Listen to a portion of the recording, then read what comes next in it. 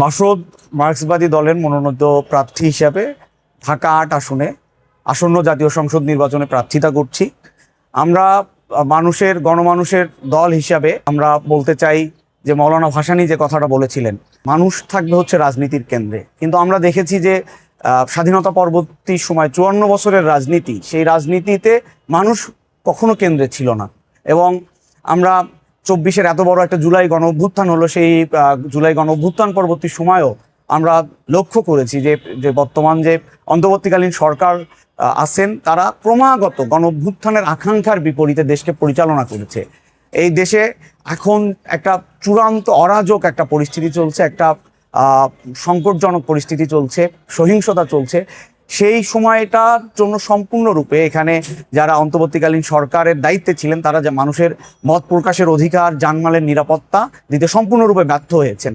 এবং আমরা দীর্ঘ ১৬ বছর হাসিনার ফেসিবাদী শাসনের বিরুদ্ধে লড়াই করেছি, যাতে মানুষের মত প্রকাশের স্বাধীনতা থাকে, মানুষ যাতে কথা বলতে পারে। কিন্তু আমরা বিস্ময়ের সাথে লক্ষ্য করেছি যে অভ্যুত্থান পরবর্তী সময়ে মানুষের মধ্যে বিভাজন বেড়েছে, বিদ্বেষ বেড়েছে, ট্যাগিং বেড়েছে এবং একের পর এক খুন, হত্যা, গুম, সেই ঘটনাগুলো কিন্তু ঘটেছে।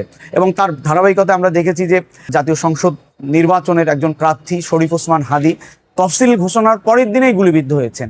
তাহলে এই যে গুলিবিদ্ধ হওয়া, এটা একটা সাধারণ নিছক ঘটনা নয়, এটা একটা ধারাবাহিকতা।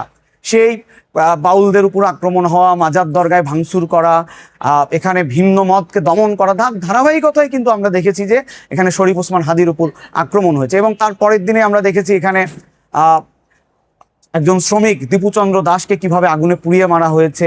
আমরা দেখেছি যে আয়েশা নামের একজন ছোট্ট শিশু, সেও কিভাবে অগ্নিদগ্ধ হয়ে মারা গিয়েছে। আমরা দেখেছি এখানে দুটো সংবাদপত্রের অফিসে ভাঙচুর করা হয়েছে। তো ফলে সামগ্রিকভাবেই যদি বলি যে দেশের মানুষ ভালো নেই, মানুষ একটা ভীষণ রকম শঙ্কার মধ্যে আছে।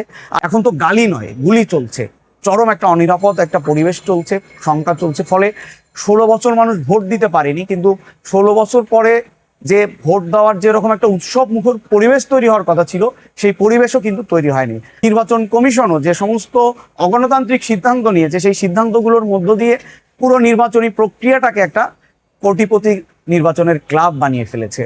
আমরা জানি বিরাজমান যে রাষ্ট্র ব্যবস্থা, সেই রাষ্ট্র ব্যবস্থা ৩টা শক্তির খেলা হয় একটা নির্বাচনে, 3M, মানি, মাসেল এবং মিডিয়া। আমরা মানি, মাসেল এবং মিডিয়ার প্রভাবমুক্ত জনগণের অংশগ্রহণে একটা নির্বাচন চাই। এবং আমরা এই কথাটা বলতে চাই যে একটা গণ আন্দোলনের দল হিসাবে, গণমানুষের দল হিসাবে বাসদ মার্ক্সবাদী তার যে অঙ্গীকার, তার যে লড়াইয়ের অঙ্গীকার, গণ আন্দোলন গড়ে তোলার যে অঙ্গীকার, সেই ধারাবাহিকতায় গণ আন্দোলনের গড়ে তোলার শক্তি হিসেবে নির্বাচনে অংশগ্রহণ করছে। আপনারা আমাদের দলের যে প্রতীক, কাঁচি প্রতীকে ভোট দিয়ে আমাদেরকে জয়যুক্ত করবেন।